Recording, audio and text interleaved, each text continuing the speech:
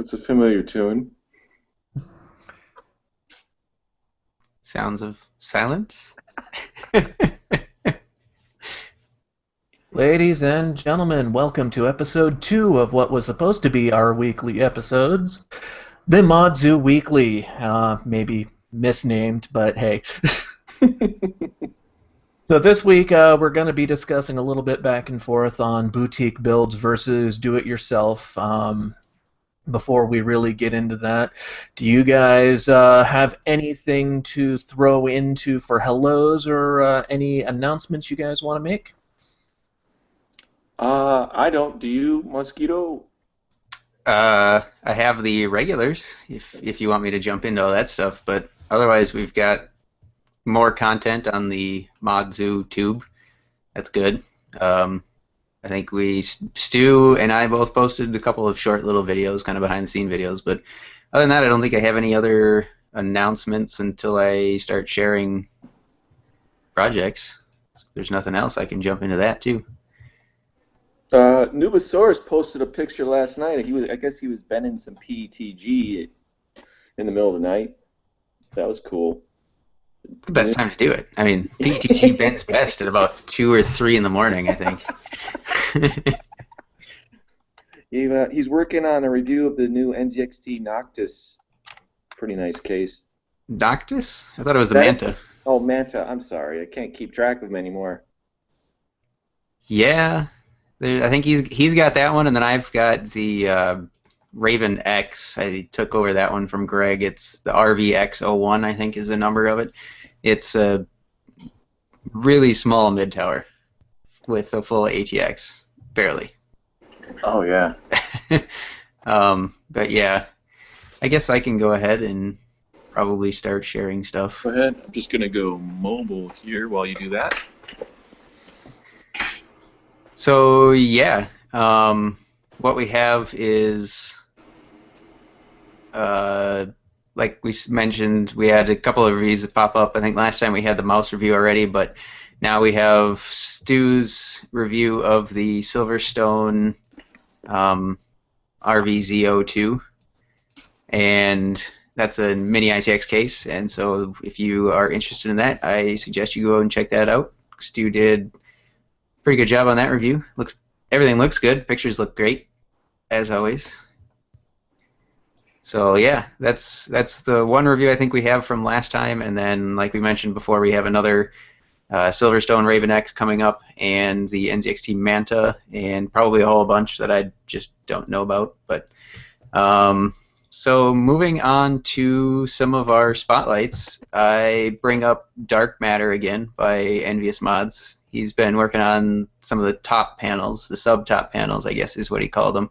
And I think they already look pretty dang good.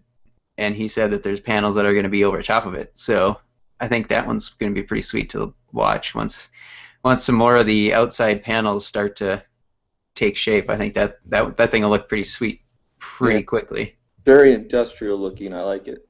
Yeah, it's kind of got like an industrial space age type look to it almost.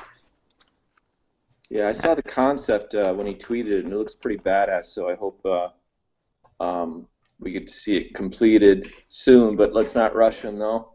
Yeah, he seems to be like. It seems like he's moving along pretty good. So don't even have to wait. Always nice. And then another one. Probably not a very big surprise here. I'm kind of partial to these ones, but Project Skyview. Yep. It's a scratch build, and he's doing a lot of work that looks like architectural, kind of like a skyscraper, which makes sense with the name Skyview. I kind of assumed that's what it was going to be based on, but yeah, he's been making pretty steady progress on that, and it's been looking pretty cool, I think. Mm-hmm. It's got that, to me, it's got that kind of Frank Lloyd Wright style about it. Yeah. And also kind of like, it reminds me of like, I would call it Gotham or something, kind of a building, kind of a 50s Art Deco style architecture. It's pretty cool. I like that style, so I'm probably slightly biased on liking that one, but you know. Yeah, I told Slippery Skip already that that's my favorite build of his, and he's like, "Oh, don't say that yet. Wait till it's finished." So far, it's Bill's favorite. And then the last one, this one is pretty ridiculous so far. It's Hellbat Oh, by Random Designs or Random 2K4 2004 on the forums, and this one's. I thought he was just doing like a kind of. case mod. Well, no, at first I thought he was just doing like a mock-up when he was like, oh yeah, I printed this all on paper, and so I thought he was just mocking out the pieces, and then he started gluing everything together. I'm like, okay, that's a pretty serious mock-up there. And then all of a sudden he's like, oh, and The then I cat started house. coating it in fiberglass resin. I'm like, Yeah. oh crap, that's actually like the scratch build, not just a mock-up. And so he just kind of coated it in that resin, and then he started adding fiberglass to it, and then body filler, and lots of sanding, and it's already looking pretty sweet. Oh yeah. But I was like, dang, I guess I don't know what I was thinking he was going to be building it out of, but I didn't know that it was going to be literally paper. So that was pretty sweet. Yeah, he's done. I think this is like the third or fourth build he's done on our forum since last year, and he enters. I bet you this is going to go to CeBIT because CeBIT should be coming up pretty close here in Germany. Um, but yeah, he does really over-the-top scratch builds, and yeah.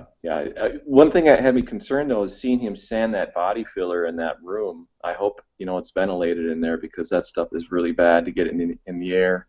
Yeah, I noticed that when he was posting pictures before, he had yeah, dust mask and all that stuff Yeah. on. So But still, I mean, just like it looks like the room, he's got other like stuff on the shelf and that stuff's going to get caked with that dust. It's just I've done it once in the shop here and regretted it. I ended up bringing it outside. That stuff just gets too dusty. a little too airborne. Oh, Yeah, yeah. The only time I've ever messed with that for sanding is take it out on the front porch and let the wind carry it yeah, away. Yeah, yeah.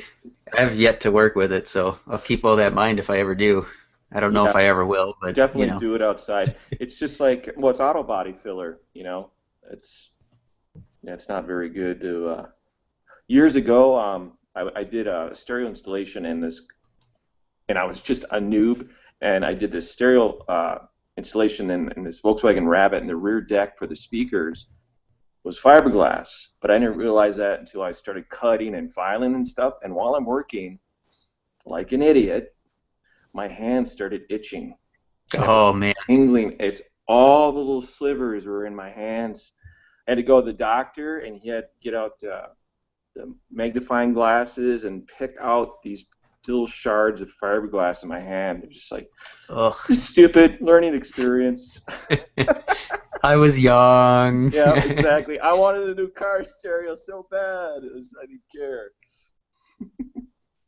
Yeah, that's pretty much all I had for that. Otherwise, as for everything else, like we mentioned before, we got a couple new videos in the Mods YouTube. Hopefully, we'll be able to keep some regular content on there as well, and the 2 reviews that we're going to be putting out soon. I think the Core X71 by Thermaltake, that one's done. I think it's just waiting for the final proofread through by Greg, and then he'll hopefully release that whenever. And then yeah, that's pretty much all I have before the rest of the discussions.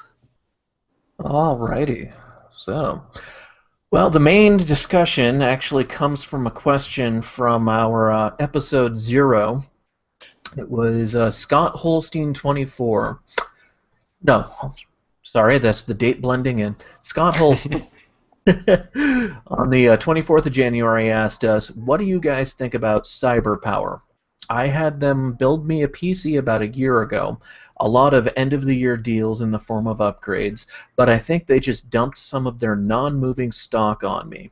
Not a great build for the money that I spent. They dropped the ball in my eyes. Never do business with them again. This is a complaint that we hear a lot about newer boutique companies that are just kind of not worried about building their name. I remember my only boutique PC that I bought was a Gateway, and that was a company that actually gave a damn. Yeah. Uh, putting the extra time into ribbon folds and making sure that your wires didn't get in the way and everything like that. So when I start hearing about companies like this that are just dumping crap into a box and throwing it out the door, what the hell? Cyber power's been around for a while. I don't know exactly how many years, but they've been around for a while. And I think cyber power and iBuyPower, I could be wrong. They may. I was told once they were owned by the same company, but those are the two largest that I would describe as mass retail boutique. They're not really boutique. They're more of the next level above Dell, Lenovo, or HP because they allow you to actually pick out different gaming-oriented systems and different cases and different components. So, but I look at it this way. It's like pizza.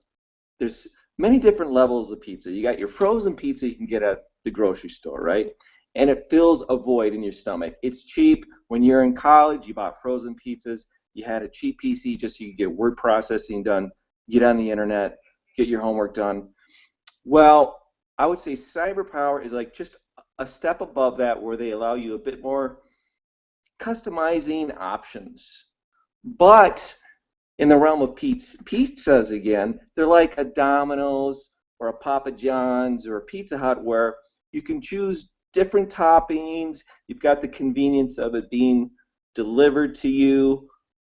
But the thing is, you compromise like overall quality because of that. Think about how much money they spend on advertising. That's really what allows a company like CyberPower to continue growing and be successful is how much money they throw at advertising. You can't pick up a PC gaming magazine without seeing at least a two-page ad for either CyberPower or iBuyPower. I mean, I remember just thinking, oh, it's another one. I mean, really, we get the message, especially when it's in a magazine like CPU Magazine that's oriented towards DIY builders, and they've got these, mainstream desktop boutique PCs, and there's like, I'm not your audience, I'm DIY. So when you look at it from that standpoint, they fill a niche.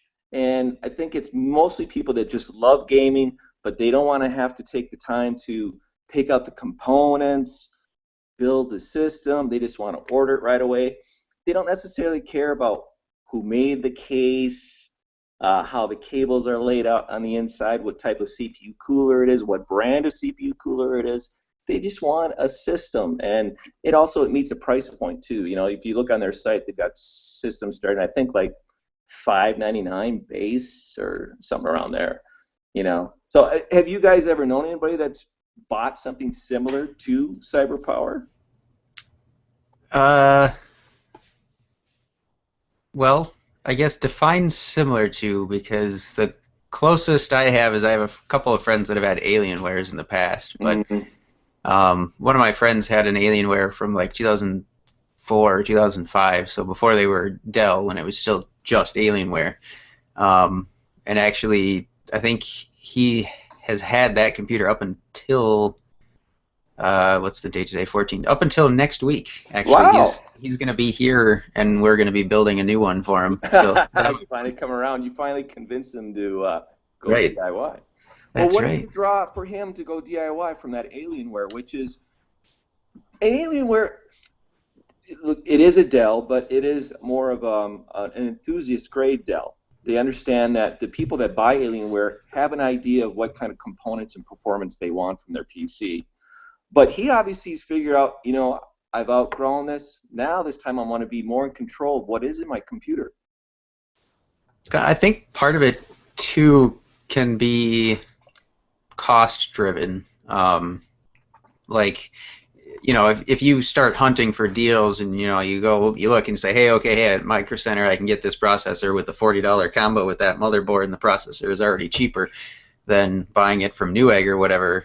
You can start nickel and diming your way down, and you could probably save a couple $100 off of a pre-built system if you're willing to do it yourself. But you have to be willing to do it yourself, and it's kind of that same sort of a trade-off. Like you can go to the furniture store and get all your furniture and have it all pre-assembled and everything, or you could go to IKEA where you have to unpack, unwrap, and build it all yourself. And I think that's part of it is the probably I think part of it is the money draw. It's just that hey, it can be a lot cheaper if I build my own, but in his case, I'm not exactly sure what it is, but maybe if he's still around on Sunday, we can have him answer that question for you.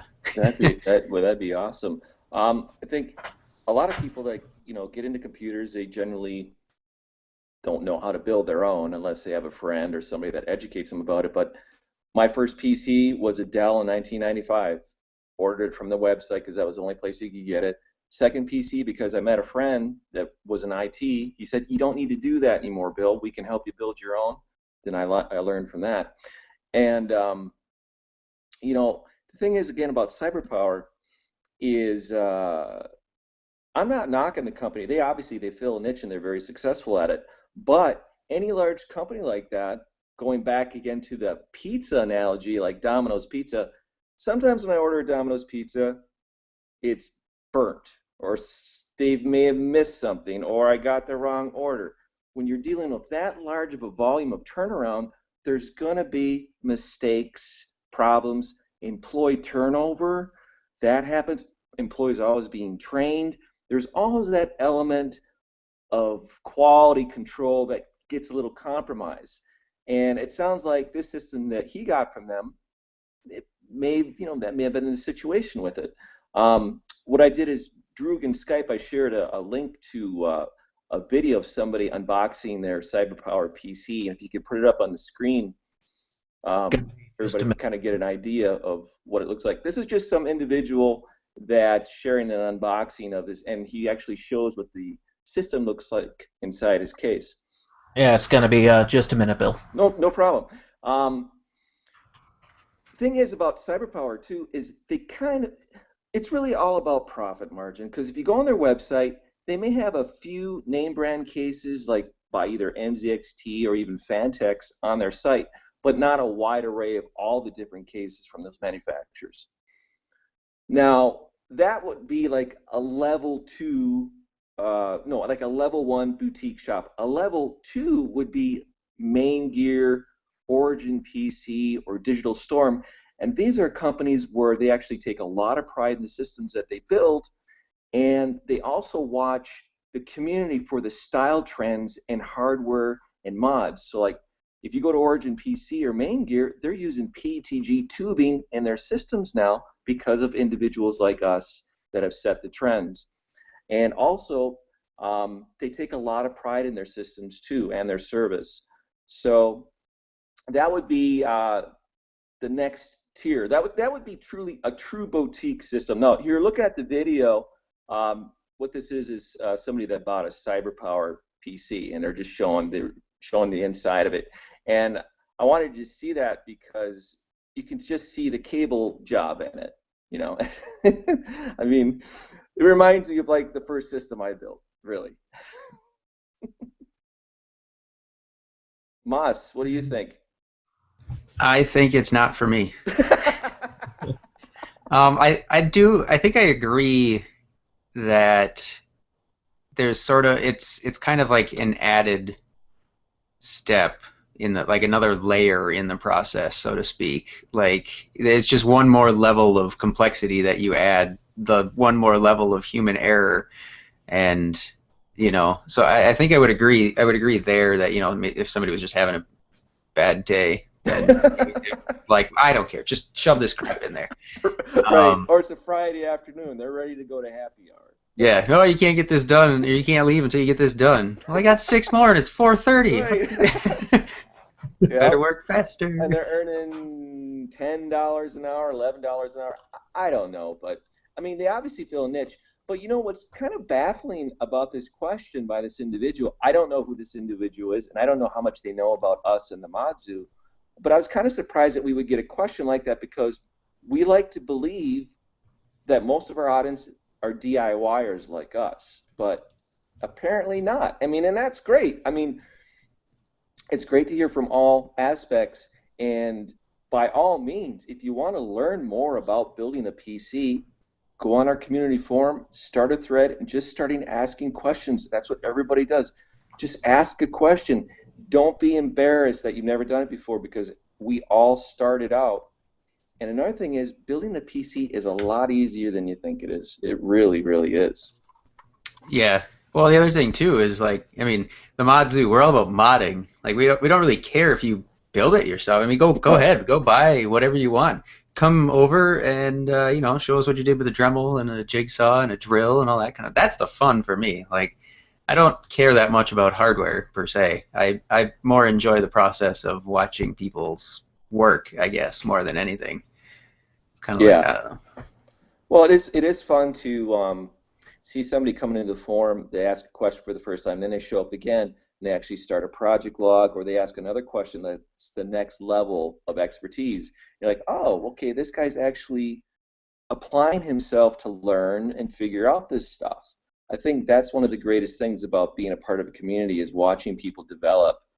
And you see it too in the work logs of some people that return, like the new projects that they do just keep getting better. Their photos keep getting better.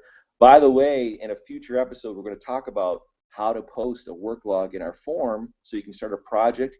And that is the type of vehicle that sometimes gets sponsorship from companies too. You got to have a work log if you want to get sponsored. That is true. I don't know if I've seen too many people get sponsorship saying, "Oh, I'm going to share it on a Facebook page." So. Yeah, I posted on my wall. Okay. I'll tweet it to my 650 followers. Yeah. Oh, look, it's gone after 30 seconds. Oops. I'll Snapchat it to all my friends. Right, Snapchat project. Now, one thing I do want to point out, coming from the Pimp Rig old website that we used to be part of, Bill, I lost count of how many times we saw a Dell or an old IBM, formerly what used to be Lenovo builds, any of these old off-of-the-shelf office PCs that they would bring in and say, hey, how do I make this look better? What do we do? Yeah.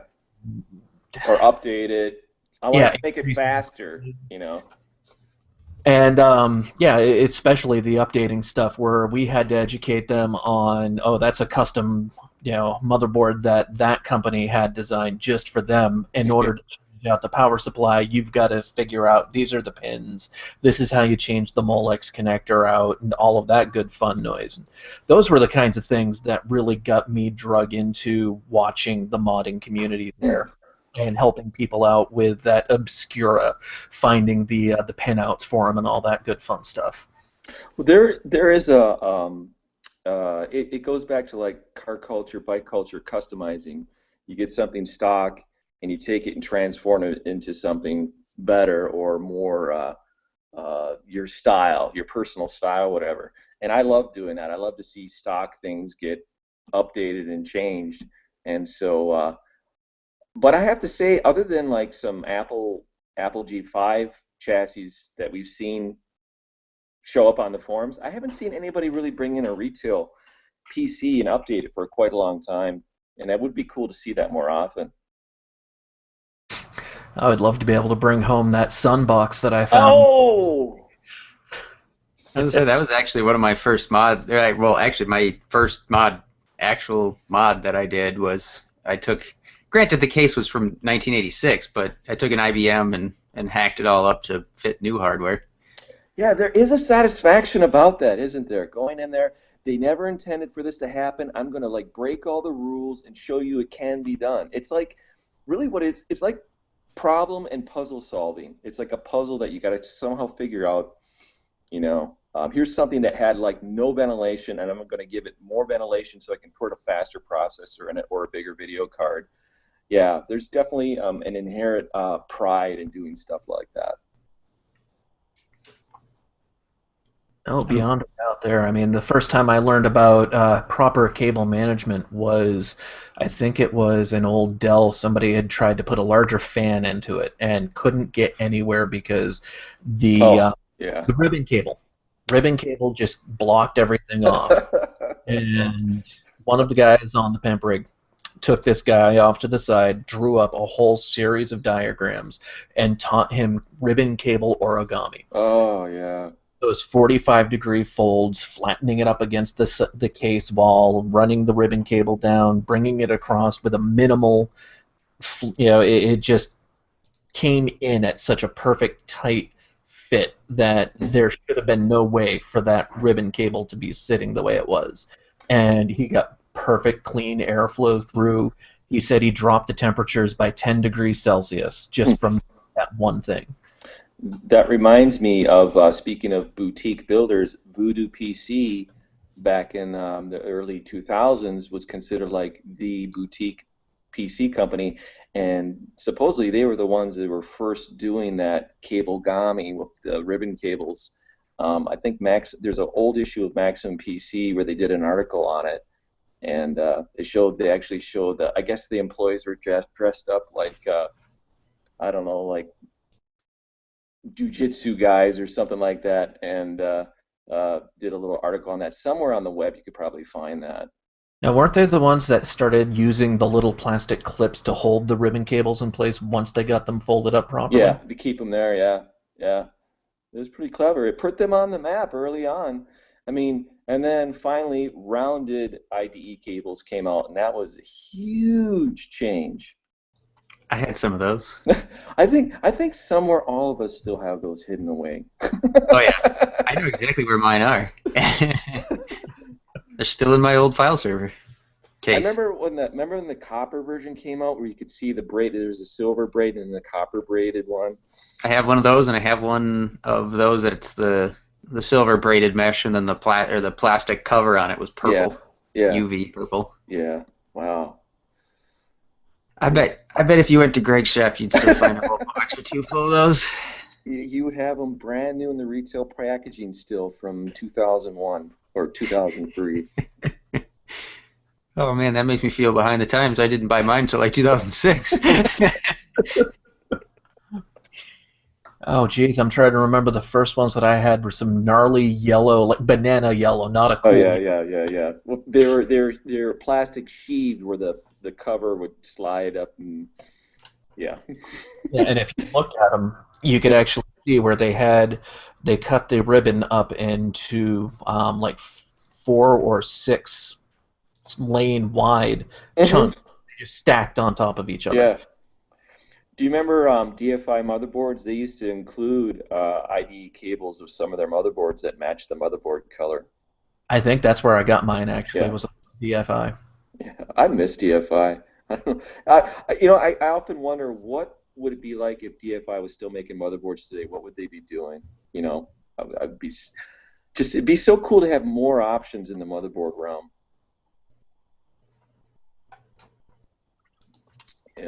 Is anybody do you know if anybody's watching or hanging out? Well, we've got 5 viewers, but I'm not seeing anyone post anything on the Q&As. Do we have anything over on the page? And anybody that's watching, if you got questions, go ahead and post them in the comments, and we'll check them out before we leave. Try to get to them. If not, we'll probably pick them up and start discussing them in future ones as main topics too. Yeah, that's where happen. This one came from. Yeah, anything can go. So I'm not sure what we entirely achieved from our discussions on boutique manufacturers. I think muddied the waters as usual. Yeah, good point. We'll just stir the pot a little. I think bottom line is that they serve a purpose, but for us at the Mod Zoo, it's not really anything we're interested in, as we're all DIYers, either scratch build or choosing our own cases, modifying them. The retail PC companies, that's just not our thing. Last year, those of you that are familiar with us, we did work with Origin PC because it was something that we thought we'd try out, it'd be fun. And what makes Origin PC unique and Main Gear is that they actually manufacture their own cases. So we thought it'd be really cool to modify their Millennium full tower because it was just so unique. And but Genesis. Oh, the Genesis. And that's about the extent that we've reached out to, boutique builder companies.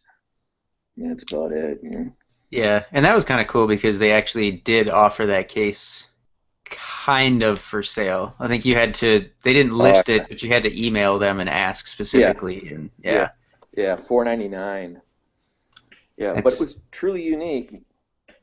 yeah, and it was. I mean, it was complicated, but Oh, pretty easy to work on. Like any, if you wanted to say, hey, I want to take that part out right there and do whatever with it, you could. I mean, it might take 450,000 screws to get there, but you could.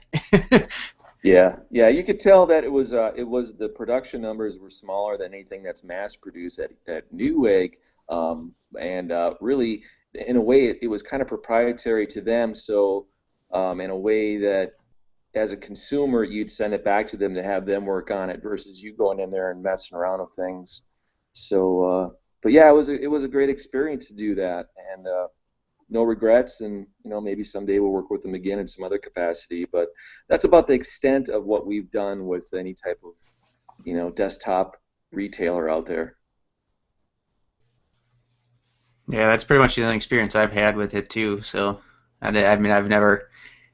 I mean, I guess when I was thinking boutique, I was thinking more like mostly the gaming oriented or whatever. Because obviously you have places like Dell, HP, Lenovo, IBM, etc. that mostly do business oriented stuff. And then obviously you have some Dell gaming related and then their Alienware branch. But I mean, I was thinking what we were going to be talking about was mostly the like gaming related ones like the Origins and the CyberPower and iBuyPower and whatever else. I guess I haven't looked them up, but so I don't actually have any experience with any of those companies. I've never really had a boutique computer. I've only had like a store bought laptop or whatever.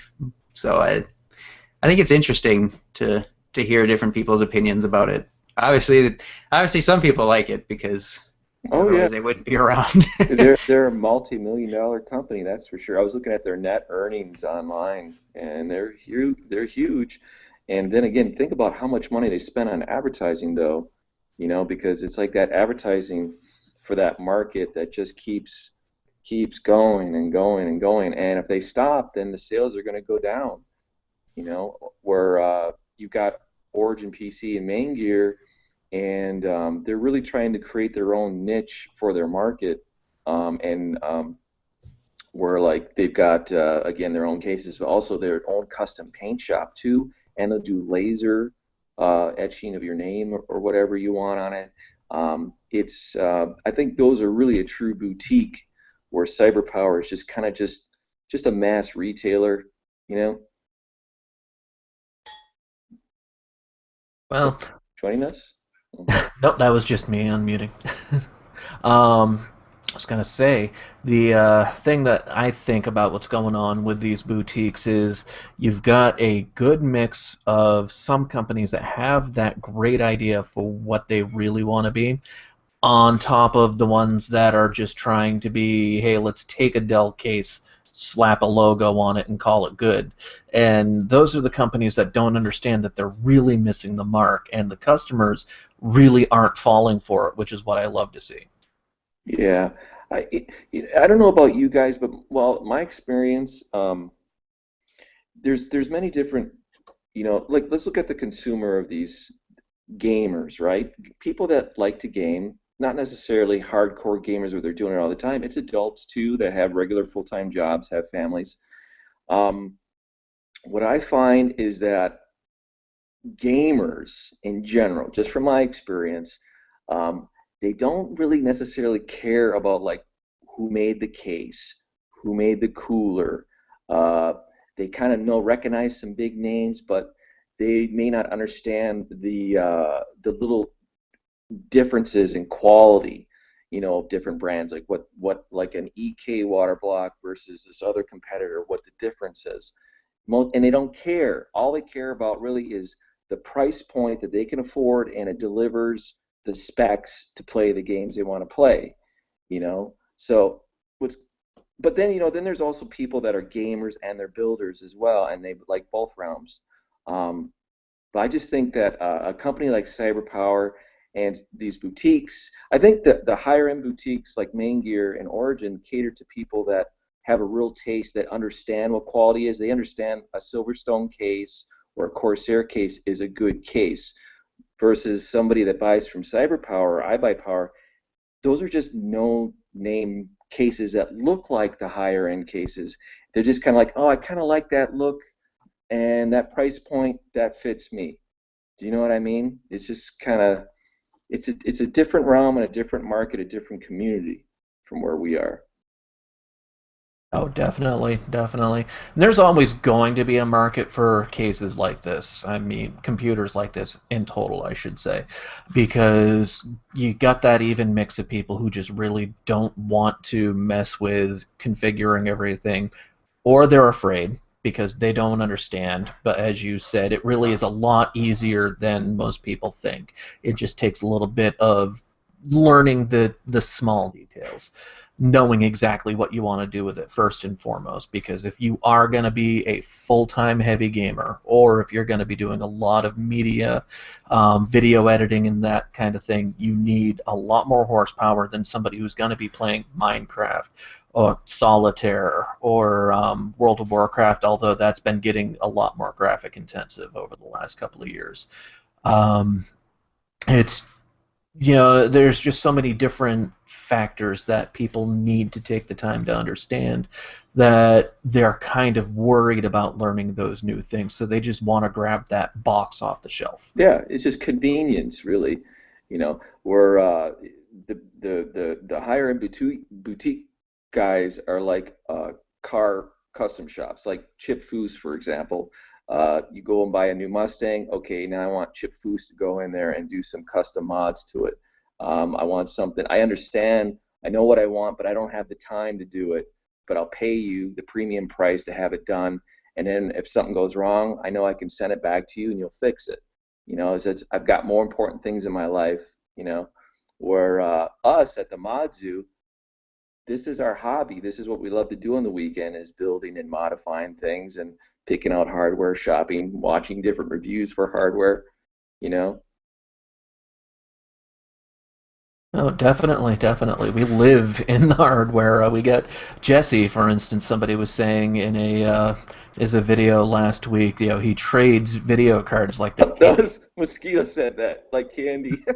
Yeah, that was because he was complaining about how expensive big, like 1 terabyte hard drives are. I'm like, okay, you're the guy that just bought and sold probably 2 grand worth of video cards in like 3 weeks. So just buy one and don't buy a video card.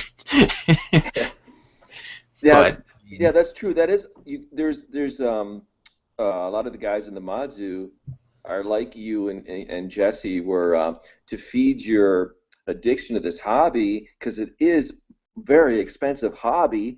You buy and sell stuff, you trade, whatever, just to kind of keep things going and keep it interesting. And if you can find a deal locally, safe shipping from one of your friends here, hey, by all means, it's the best way to go. So um, that's why hanging out with you guys at the Mod Zoo locally, it's a great resource, to save some money. And like I got your D-frame Mini here up on the table, and I haven't opened it up since I got it. And I thought, oh man, I'm really glad I bought it from you, because it really is a cool case. Got it right on now. So over there, I'm gonna set it up for a test bench system. yeah, are you gonna take it all apart and flip the motherboard tray over like I did in the review? I probably won't have time, but after I took it out of the box, I'm like, yeah, I see why I love this thing, and maybe I may use it for a permanent build for something. But yeah, I'm glad I bought it. But if it wasn't for you being local, I probably would have never seen it in person. I bought it on my own. So, that's what's great. I like it because it got it out of my mod room. Get made more room, made more space. I need to do another round of case purging. Yeah, I hear you. Well, and especially what Droog is going to be entering is the DIY liquid cooling. He's going to learn that that's where you really want to start looking for deals Oh and God, yes. resources and connections. You know. Ugh. that gets expensive. I mean, I Yep. enjoy it. It's a lot of fun, but you're like, oh, hey, this isn't so bad, and then all of a sudden you're like, holy Jesus, these fittings are $8 a piece, and I need 20 of them. Good God. It's like, Oh, and then the water blocks, and just pumps alone. I watch eBay, like I do the eBay notifications on different components, and I'm still, I get a little frustrated when I see auctions and they still go for like high end dollar for like a Lang pump the other day went D5 went for $80. I'm like, well, I could probably source one new for 69.99 if I look around, but it's a lot of money. I mean, all that stuff really adds up in costs, you know? for And sure. and since we generally do more than one build a year, you know, and start a new build, well, that's a whole new loop, a whole new layout. Um, yeah, it's just It's like what Jesse and I were talking about. We both basically just have a box, just one big box full of all the scrap pieces of PETG and yeah, acrylic that we've used in our review builds over the years because it's like I might be able to use it right. again in the future. So In you just time, throw it in a box. right? That one piece may be in there and save you a few minutes of screwing around and having to make another. Yeah, Drew's gonna go through the same thing. You can go through the same thing, buddy. Yeah. I do. Uh, yeah, I'm so looking forward to that little extra money pit. You're going to get it this week too. What happened last week is I ordered components from Coolants, and one of the parts was missing, so I had to wait for them to send the missing part. Um, Didn't that happen to us in the Origin build too? We got like half the parts. We're like, yeah, so the parts that are here are good, except we didn't ask for this, and we're missing this, that, this, and yeah, it's that. like somebody made a decision to like, oh well, I'll send this to you instead. Just make it work. Yeah, it seemed like that. I on when I got uh, the parts, I was half tempted to do a rant online because I love Coolants and I think the prices are great for the quality you get. One problem I have with Coolants, and I'm not a big, huge tree hugger person, but I can tell you that what really irritates me is when companies use recycled peanuts to pack uh, their orders, and when I open it, of course, there's a static cling, and these peanuts are getting all over the place, and I'm just like, it's 2016. Really, do we really need to be using these crappy peanuts for packing anymore when you could just use recycled paper? It's just recycled paper. It's super dirt cheap. It just comes off to me as being very lazy and not caring at all. Not necessarily about the environment. I'm just saying caring about your consumer and them passing the buck to your consumer and having them have to deal with disposing these peanuts somewhere. So it's just. But I must be just be getting uh, nicer and kinder in my old age because then later I thought, just let it go. I'm not gonna get into it. Gonna just gonna rant about it. I'll save it for what the hell on the podcast. There you go. What the hell content? Speaking of the podcast, are we going to get one out anytime soon? Didn't we record Well, one? yeah, we did. And what happened towards the end of it, this is my GPU died, and so my audio, I had to shut the PC down. And when doing that, because we record locally on our PCs, all of our own audio track, I lost my audio track from the podcast. And Eel was going to see if he could piece everything together without it, or have me drop in the audio later. And as we know, Eel gets super, super busy with things. So I think it's just a matter of him having time to take a look at it. So Todd and Dave, you're watching probably. Who's still working on it? Be on standby. It's a shame because it was a really good cast. Those guys were great guests, and if for some reason it doesn't work, we're going to redo it with the same guys again because it was really fun to have two active members from the forum on the podcast that we've never got to hear from before. But you know them. You know Todd K's work, and you know Dave. They're always posting different stuff, and it was a lot of fun. So uh, we'll get it sorted out. It just may take a while yet. So until then, you're stuck with us. Yeah, but hey, got something to tide you over, you know. Or the old podcasts. If you never listened to our previous episodes, there's lots of great information. You just go to the site and go to the podcast link. And if you do listen to podcasts on iTunes, please leave a review because it does matter with the ratings on there. It does make a difference, you know, to leave comments on there. Yeah. So, yeah. Any questions? Did we get any questions tonight? Maybe. Hey, Mosquito, if there's no questions for the Hangout, you had mentioned on the forum that individual had that great question about the grip with fittings. You know. Yes. We might actually. That might be. That I was talking to Jesse briefly, and we might actually think about trying to throw something together on. I think between the two of us, we have almost every single fitting available on the market at the moment.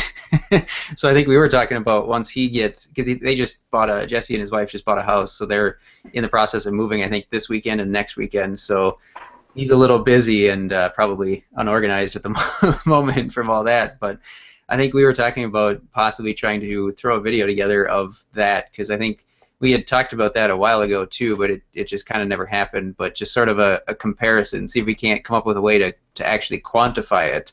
You know, like how much force it actually takes to pull the tubing out of a fitting and that kind of a thing. But yeah, basically the question was around which, I think it was, I don't remember exactly what it was or who exactly it was, but basically it was something along the lines of which fitting has the best holding power.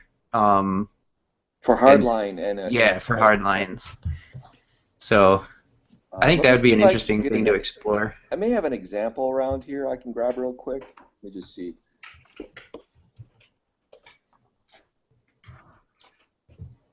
But yeah, because there's definitely a difference between certain fittings where some fittings will have it seemingly very little grip, but then others all of a sudden, you know, you're like, well, this one feels like it's a lot more secure than that one. But at the end of the day, it's really a matter of, to me, personal preference, because they all work fairly well. So as long as it's sealed and as long as it fits your aesthetic, then I'd say go for it.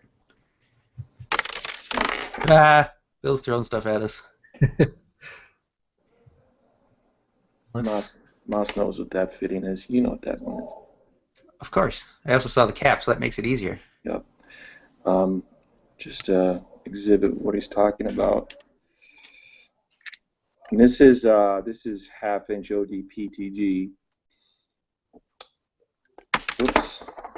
Let's see. And I really like these Ghost Revolver fittings. These are by Prima Chill. They're a little bit, the OD on them is a little big, but I think the quality is really well made. And what he's referring to about grip is how easily the tube, once it's in, how it pulls out. And these are a good example of being very loose. Yep. And that freaks people the hell out. It freaks the fuck out of people, right? What? It's going to leak. Well, what the thing is, though, is usually, well, the majority of the time, is that when your tubing is in something, it's between two mounting points, okay? It's not going to go anywhere. Once it's mounted in, it goes to another end with another fitting on the other side, okay? So it's not going to go anywhere. What matters really is just the O-ring, that the O-ring is watertight and it doesn't allow water through. So, but it's still, nonetheless, it's a very interesting question that he brought up because, yeah, who does have the best grip? Because there may be some type of scenario with your loop and your build where, I mentioned it as a reply to him, let's say, if you imagine like a towel hanger, you've got a straight tube and then it curves in a 90-degree at both ends. And I've seen some builds out there that are really crazy where they have these really long tubes, like they go around the back or around the front. I'm sure you guys have seen them. Some of these people that do these really long lines. Let's say, for example, you're working on it for some reason, and you're in there getting your hand in there, and then you pull your hand out, and maybe you jarred the tubing just a little bit, but you didn't realize. But later you realize that this water's starting to leak out because, for example, it was a fitting like the Primo Chill Ghost fitting revolver. So, I mean, it's a valid point to consider, you know. So, yeah, it'd be cool if you guys do something like that.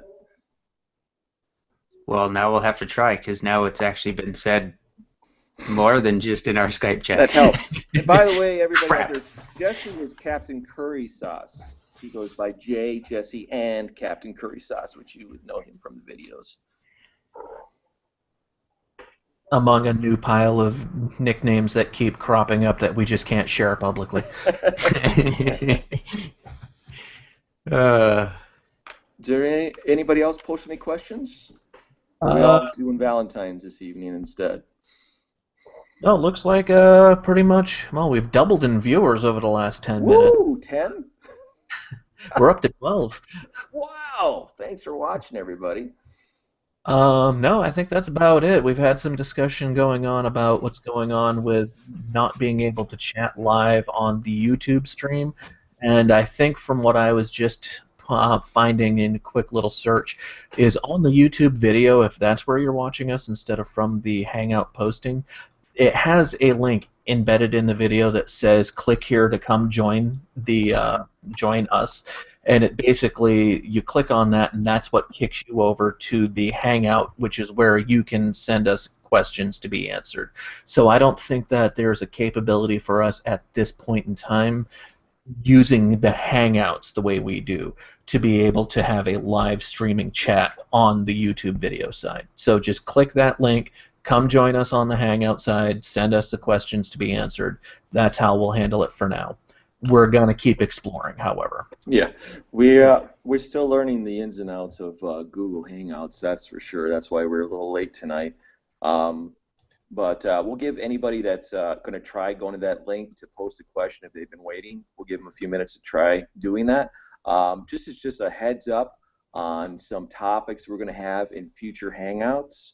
The next one we're going to be planning your liquid loop. So with Drew getting his first DIY liquid cool setup, we can use that as the catalyst to get updates from him on that. But we'll be going over that on the next Hangout next Sunday, planning your liquid loop. So great for first timers or experienced people too. Then after that, we're going to do, and I'm not going to tell you all the topics, we can keep them somewhat of a surprise and mystery. After that, we're going to share the best deal you've ever found, which could be PC hardware like we were discussing earlier, where are the resources when you've got an addiction as big as this to find the best deals? What do you do? Where do you go? We'll share that. And then we're also going to do, in another future episode, is work logs for dummies. Those of you that have dropped into the forum, you've seen these project logs of these builds, or you've been linked to them. How do you start your own project log? And why would you start a project log? What is the benefit of that? And we'll share more of that and how you can get started and the right way to do it so you can actually look like a pro, like us, when we do our logs. And yeah, so. Whoa. Unrealistic expectations now. There's nothing professional about my work Raise the logs. bar. We're the mod dude. Raise the bar all the way. I have pictures and text, isn't it? I mean, Yeah, but we can agree that all of us here, very important is photos, right? And we all take pride in taking the best photos we can, and if that means setting up our space to have a good backdrop, getting a camera with the right lenses. I mean, we can, in the future, we can discuss more like just taking photos and taking the right photos, because photos are what will make or break you in the community. If you're sharing your work and you're trying to gain sponsorships, it's all about the photos, because some of the work logs that are out there, there's hardly any description or text, and people just look at the pictures, you know. So we can definitely cover that in the future. I'm learning about cameras still. I'm always learning about cameras and lenses, you know. Yeah, you just fell into the solid body with new lens money pit, didn't you? I did. I did. Yeah, and I got three different lenses. They were all used off eBay, but after I've tried them out, I was like, well, I want to know what an f.14 does. I want to know what kind of results I get from that now, or I'm looking for a good macro lens because there's just so many different scenarios of things you'll take pictures of with the work log. Maybe you want to take pictures of the shop, or maybe I want to do video as well. So yeah, there's so many variables involved with photo taking, you know. It is nice to just like, oh, I'm not going to use my phone. I'm going to try to be, try to learn something here versus just relying on my phone to do pictures with. No, definitely, definitely. I have the benefit of our company's photographer taking pity on me, I guess, and has been lending me some equipment. So, well, we're coming up on an hour here, and that looks to be a good time for us to knock it off, I guess, for the week, and let you guys go have a break, get back to your Valentines, treat your missuses to whatever they want to be treated to. Yeah, I've got to go home and I got to actually pick up Domino's pizza of all things, bring it home to the family for Valentine's. We actually did all our Valentines yesterday, so take care of that on Saturday. All right, folks. Well, in that case, I'm going to say goodbye for another week. We'll see you next time around, and until then, just go find something, hack it up, and make it look better, huh? Absolutely. And then tell us about it. I approve. Come check us out at www.themodzoo.com. We've got forums, we've got how-tos, we've got painting guides, we've got the insane cheapskate just showing you how to jam stuff into, well, it's still the fire extinguisher. Or was that an old scuba gear tube that he's hacking? Or a beverage canister or something. I don't know. Yeah. Something he found in the woods, that's all I know. Needless to say, at the Mod Zoo, we've got just about everything you can think of when it comes to modding your computer. So we're looking forward to see you there. And on that note, have a good one, guys. See you next week. Thanks for watching. And